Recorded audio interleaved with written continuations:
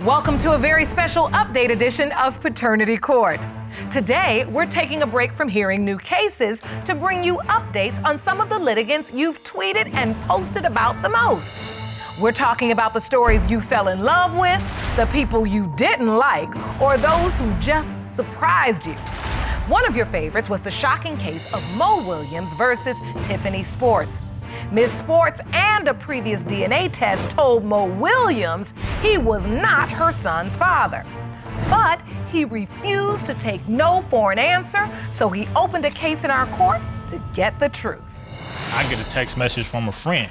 She posted a picture of him on social media. She says, well, I know you told me that y'all had a DNA test and said he wasn't yours, but I don't care what that test say. I'm looking at this picture and this is your son. How far along were you 4 months. when you had the prenatal test? 4 months, Your Honor. So they called me and they told me Mo was not the father. She done got a letter in the mail from the same company that said he wasn't mine. They done sent the letter saying he is mine. Whoa! They said it was a clerical error. So you have conflicting paternity results, and that equals paternity doubts. Yes, Your Just Honor. to be clear, that is not the laboratory we use here at Paternity Court. The paternity test gonna say that he's mine and we can move forward. No more back and forth. He is yours, he is not yours, and I'm changing his full name. I just want this to be, proven so he can move on with his life and I can move on with mine. All right. Mr. Williams, you are the father.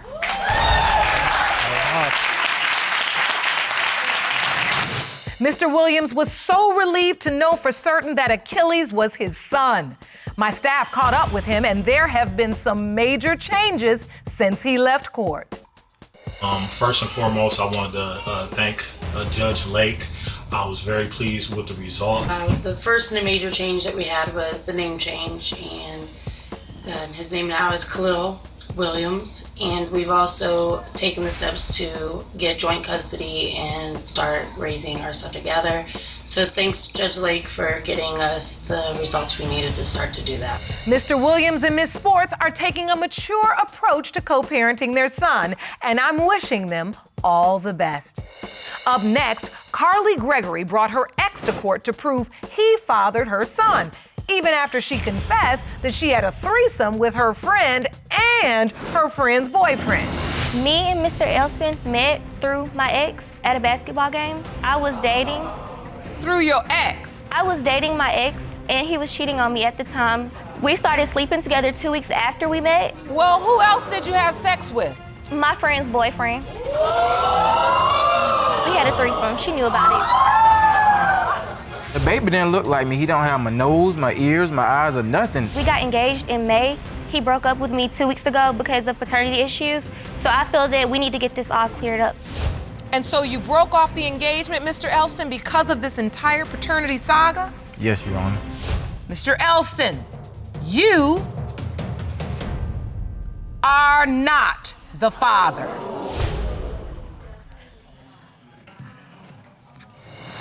Mr. Elston claimed he would be there for Carson, but did he keep his promise? Watch this surprising update.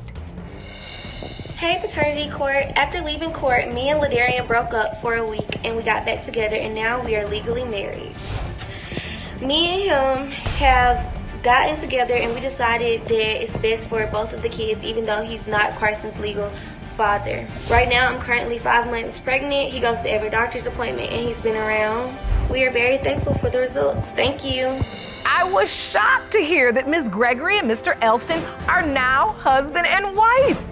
Hopefully that will put an end to all the back and forth and provide their children with a stable two-parent home.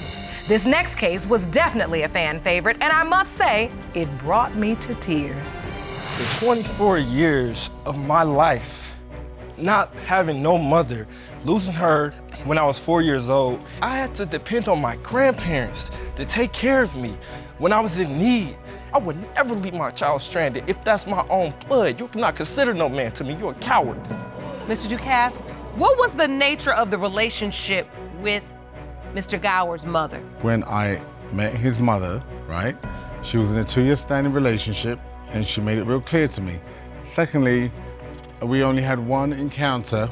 You said you just had a one-night stand. Yes. Why would you not take a paternity test? Number one, there was a lot of maturing that I had to go through as well. What does that have to do with me? Just imagine not being wanted, period. And you're just stranded all by yourself. And you're trying to figure out life, but you gotta learn the hard way. Mr. Gower, you have brought me to tears today. You really have. You know, I sit here every day, and what I try to do is be a voice for kids like you. But I couldn't have said it better than you said it today. Mr. Gower had so much emotion bottled up inside of him, I struggled to hold back my own tears. I'll have an update on this case and more shocking fan favorites when Paternity Court continues. If you want more episodes of Paternity Court, make sure to subscribe and click on the notification bell. Welcome back, and thanks for joining me for a special Fan Favorites Update edition of Paternity Court. Before the break, Sanchez Gower passionately recalled the difficulties of growing up without a dad. He demanded answers from his alleged father. Emotions were running high, and I was shaking as I opened the envelope to read the results. I need answers. Yes. I need an answer, and I deserve it. I don't know what the results are, what they will be. I'm hoping we can get the answers that you need so desperately. But one thing I do know is that you'll have the truth. And that's why I know you're gonna be all right. Mr. Ducasse, you are the father. Lord have mercy, Jesus. Have mercy, Lord.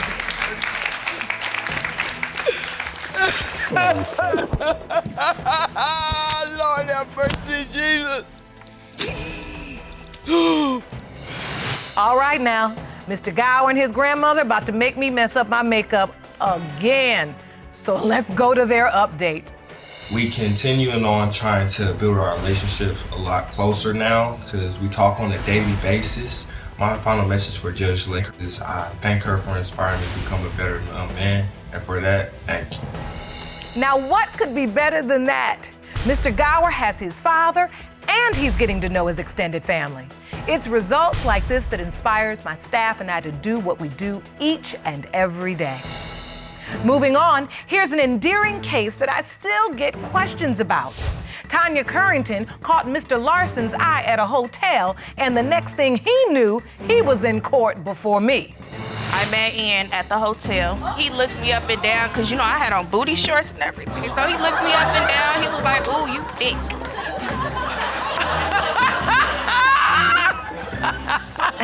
I was attracted to her thickness. Can't make this up.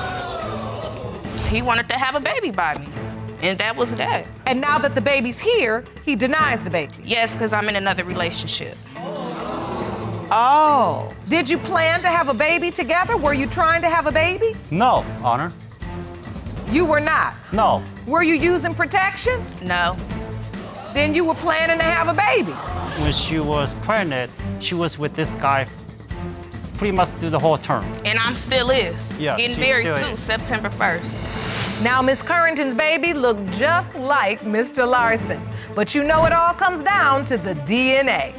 Stay tuned for a surprising update to this fan favorite and more. We'll be right back. Welcome back to another special Paternity Court Update episode. One of my favorite cases featured Ian Kim Larson and a young woman who claimed he was her daughter's father. Let's go to the results. So, Mr. Kim Larson, are you still in love with Miss Currington? Yes. Yes. When it comes to 5-month-old Keora Currington, Mr. Kim Larson, you are the father. Dad. Miss Currington and Mr. Larson were not on the same page in court, and I wondered what would happen when they returned home. I was surprised to receive this update. Okay, hey everyone. Since we left court, I've gotten married to another man, moved on with my life. and I'm getting involved with my child, and we decide to co-parent and do what we gotta do best for our child. I'm letting him get involved in her life more, and that's that. Ms. Currington married another man. Congrats to her, and it's so wonderful that she and Mr. Larson are working together for their daughter's sake. Now, what do you do if the man you love denied your child and then showed up in court with his new girlfriend? That happened to Ms. Golder, but watch her turn things around. I was there ever since she's been born, off and on for the past 9 months. And you truly believe this is your little girl? Yes, Your Honor. You say you're certain? Yes, Your Honor. That he's not Mariah's biological father? I know he is not her father, Your Honor. Do you want to be in a relationship with Miss Golder? I really would like to work on things with you. I do still love you.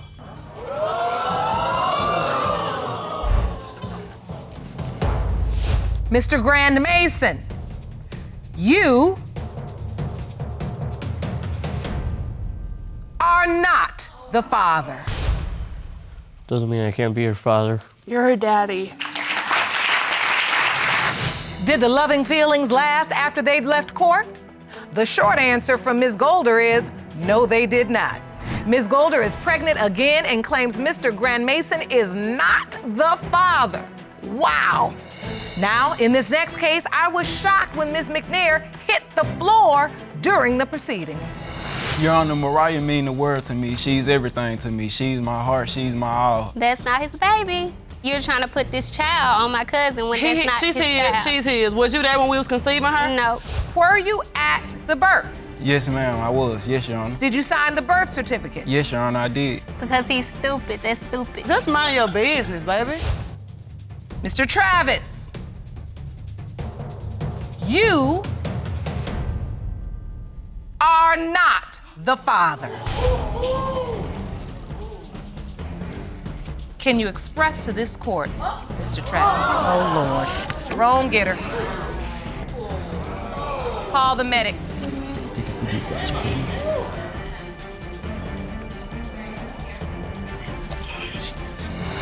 I was so glad that Miss McNair was all right, and my guess is the truth was just overwhelming. Mr. Travis was devastated to hear he was not the father. Where are they now, and what happened to their relationship? Hey, everybody. Since we left court, the results was life-changing. We moved back in together right after court, and we're working on our relationship, our friendship, and our trust again. We're working on everything, and I think everything gonna be okay. I must say, their update caught me by surprise. However, infidelity doesn't have to spell the end of a relationship. There was no mention of who Mariah's biological father is, and again, my court is available to help. Now, I've saved one of my most talked about cases for last. Ms. Jackson accused her friend's son of getting her pregnant, but his mom wasn't having any of it. He took her to the clinic, she took the test, okay, we know she's pregnant. I said, now come back and talk to me when you got Dana. I said, let's go see her. Well, who's Dana? Dana is DNA. Oh, and that's what we're here for today, to see Dana, honey. I'm just upset at the fact I knew that she trapped. It doesn't By the time matter. I figured it out, it had to Honey, been too late. Your son is grown. It doesn't matter. You grandma. You grandma. All right, well, shut up then. Okay, hold on. I don't play by my mama, and you know this. Stop talking. Stop talking. Listen to me. Some order, Listen, ma'am. ladies. Hold on. Now, y'all gonna talk over one another, but you ain't gonna talk over me. During the time that I knew her, I've known her to talk to several other men. You admittedly slept with your best friend's son. Her son is grown. Did you caution them and say, listen? Not at that time, because I don't have friends that sleep with my damn children. I'm sorry. Yeah. I don't have friends that sleep with my children, so I didn't think nothing of it. And Miss Robinson, look, I'm 49, you 48. I'm from that same school. Ain't no friend of mine sleeping with my son. That ain't gonna never happen. I would be furious if any friend of mine ever looked sideways at my son. I mean, really. I'm gonna take a break and I'll be back with the surprising ending to this case. Welcome back. I'm at the end of today's shocking fan favorites update edition of Paternity Court. In this last case, Vernita Robinson was stunned when her 34-year-old friend claimed she was pregnant by Ms. Robinson's 26-year-old son. But was he the father? Let's go to the results. Listen, she wasn't just sleeping with him. When the married man came to talk to my son, it was me, my son, and the dude. I bet you this gonna come back. Somebody else, baby. So wait a minute, you believe that there is a married man somewhere in this picture who could potentially be the father of Milani? Yes. Mr. Chaplin, you are the father. Thank you. Thank you. You in trouble. Thank you. You Miss got Child that support, boy in that baby. button. Thank you. Miss Jackson, calm down. Calm down. Thank you. During the case, Ms. Robinson said she was going to keep it calm and classy, but I wondered if they could all move past the drama that filled the courtroom. The family sent the court this update.